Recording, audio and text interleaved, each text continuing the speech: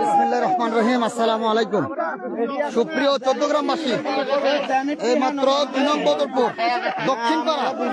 দক্ষিণ পাড়া কবরস্থান থেকে আমরা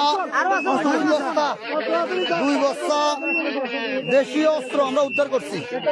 এখান থেকে কিছুক্ষণ আগে জামাতের অন্তত 50-60 জন লোক এরা আমাদের কবরস্থানে মহড়া দিছে। এই কবরস্থানে মহড়া দিছে কালকে সাধারণ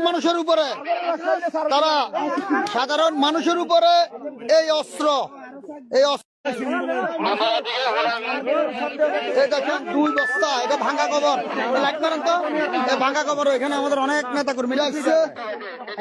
কর্মীরা আসছে, আমরা এগুলো উদ্ধার করছি মাত্র। এখানে 1 বস্তা, এখানে আরেকটা বস্তা আছে। তাদেরকে ধরে ফেলেছে, ঠিক আছে। জামাতের লোকজন এখান থেকে চলে গেছে।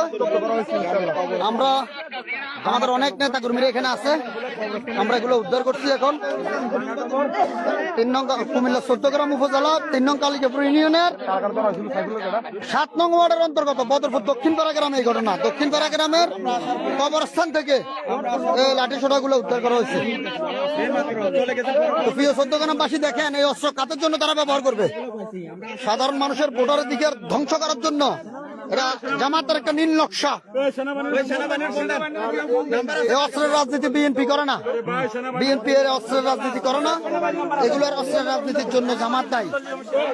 আজকে আমরা কালিকাপুরবাসী আমরা হতবাক। আমরা আশা করিনি, আমরা শান্তিপূর্ণ নির্বাচনের পক্ষে আগাচ্ছিলাম এবং শান্তিপূর্ণ একটি নির্বাচন চাই।